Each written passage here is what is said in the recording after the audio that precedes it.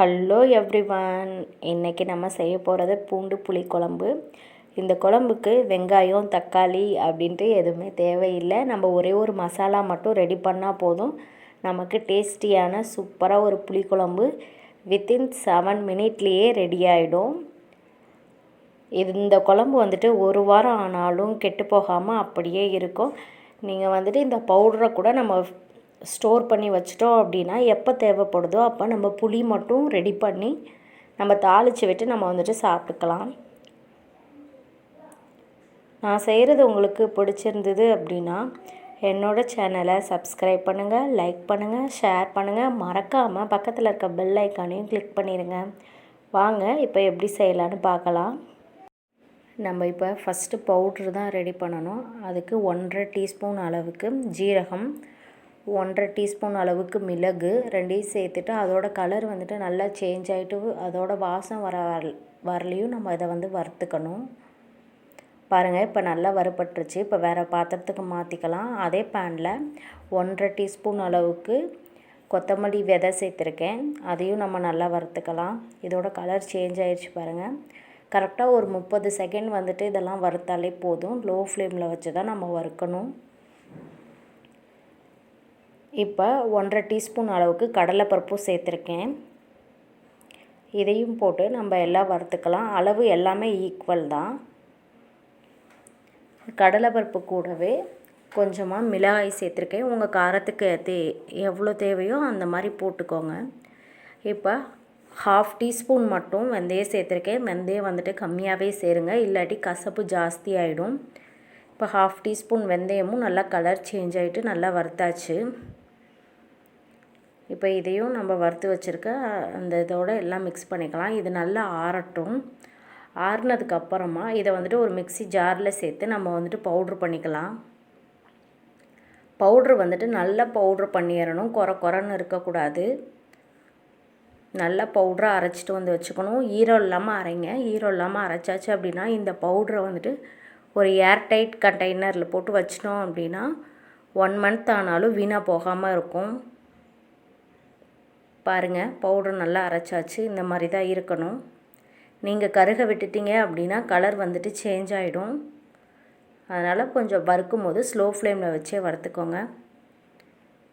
இப்போ அதே கடாயில் 3 டேபிள் ஸ்பூனுக்கு நல்லெண்ணெய் விட்டுக்கிறேன். இதை வந்துட்டு நல்லெண்ணெயிலையும் கடலெண்ணெயிலையும் செஞ்சாச்சு அப்படின்னா நல்ல டேஸ்ட்டாக இருக்கும்.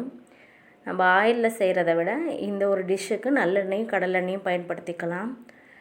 எண்ணெய் சூடானதும் 1/2 டீஸ்பூன் வெந்தயம், 1/2 டீஸ்பூன் அளவுக்கு மிளகு ரெண்டும் சேர்த்து பொரிஞ்சதுக்கப்புறம் நான் 2 பூண்டு உரித்து வச்சுருக்கேன். அந்த பூண்டையும் நம்ம இதோடு சேர்த்து வதக்கிக்கலாம். இது எல்லாமே சிம்மில் வச்சே பண்ணுங்கள். இல்லை அப்படின்னா மிளகெல்லாம் வெடிக்கும் போது மேலே பட்டுரும். இந்த குழம்புக்கு வந்துட்டு நம்ம வத்தல் கூட பயன்படுத்திக்கலாம். வத்தலும் போட்டாச்சு அப்படின்னா நல்லாயிருக்கும். இப்போ பூண்டு நல்லா பொரிஞ்சிருச்சு. இப்போ கொஞ்சமாக கருவேப்பிலை தழை சேர்த்துக்கிறேன். இதையும் சேர்த்துட்டு நல்லா வறுத்ததுக்கப்புறமா நம்ம அரைச்சி வச்சுருக்கோம்ல அந்த பவுடரில் நான் ஒரு 2.5 டீஸ்பூன் அளவுக்கு போட்டுக்கிறேன். நீங்கள் இது வந்துட்டு நான் 2 பேர்த்துக்கு மட்டும் செய்கிறேன். உங்கள் வீட்டில் ஜாஸ்தி இருந்தாச்சு அப்படின்னா இந்த அளவெல்லாம் டபுள் பண்ணிக்கோங்க. அப்படியே போட்டுட்டு இந்த எண்ணெயிலேயே நம்ம அரைச்சி வச்சுருக்க அந்த பவுடரையும் ஒரு நிமிஷம் போல் நல்லா ஃப்ரை பண்ணிக்கோங்க. கலர் வந்துட்டு சேஞ்ச் ஆகிடக்கூடாது. கலர் சேஞ்ச் ஆகாமல் பார்த்துக்கோங்க. இப்போ நான் ஒரு லெமன் சைஸுக்கு புளியை எடுத்து கரைச்சி வச்சுருக்கேன். அந்த புளி தண்ணியையும் இதில் சேர்த்து மிக்ஸ் பண்ணிக்கலாம். புளி ஊற்றுனதுக்கப்புறமா தேவையான அளவுக்கு உப்பு, கொஞ்சமாக பெருங்காயத்தூள் எல்லாம் சேர்த்துட்டு இதை வந்துட்டு நல்லா கொதிக்க விட்டுருங்க. இது வந்துட்டு கொதிக்கும் போது மூடி வச்சுருங்க. மூடி வைக்கலை அப்படின்னா இது ஃபுல்லாக வந்துட்டு மேலையெல்லாம் தெரிச்சிடும். நான் வந்துட்டு கொஞ்சம் திக்காக தான் பண்ண போகிறேன். உங்களுக்கு வந்துட்டு இன்னும் கொஞ்சம் தண்ணி மாதிரி இருக்கணும் அப்படின்னா நீங்கள் எக்ஸ்ட்ரா தண்ணி ஆட் பண்ணிவிட்டு அதுக்கப்புறம் வந்துட்டு கொதிக்க வைங்க. நான் இதில் வந்துட்டு எந்த ஒரு தண்ணியுமே ஆட் பண்ணலை. நான் வந்துட்டு கொஞ்சம் திக்காக தான் வைக்க போகிறேன். அதுக்காக வெறும் புளி தண்ணி மட்டும் தான் சேர்த்துருக்கேன். பாருங்கள், நல்லா கொதிச்சிட்ருக்கு. எனக்கு இன்னும் வந்துட்டு திக்காக வேணும். நான் மூடி வச்சுட்டு ஒரு 5 நிமிஷம் போல் இதை நல்லா கொதிக்க விட்டுடலாம். பாருங்கள், நல்லா கொஞ்சம் இஞ்சிருச்சு. இப்போ இந்த ஸ்டேஜில் நான் ஒரு பிஞ்சு அளவுக்கு சும்மா ஒரு பீஸ் மட்டும் வெல்லம் சேர்த்துக்கிறேன். வெல்லம் சேர்த்தாச்சா அப்படின்னா இன்னும் அந்த டேஸ்ட் வந்துட்டு ஜாஸ்தி ஆகும். இப்போ வெல்லம் சேர்த்ததுக்கப்புறம் நல்லா கொதிச்சாச்சு. நான் வந்துட்டு இதில் மஞ்சத்தூள் சேர்க்கலை. உங்களுக்கு தேவைப்பட்டால் நீங்கள் மஞ்சத்தூள் சேர்த்துக்கோங்க. நான் மஞ்சத்தூள் போடாமல் தான் செய்வேன்.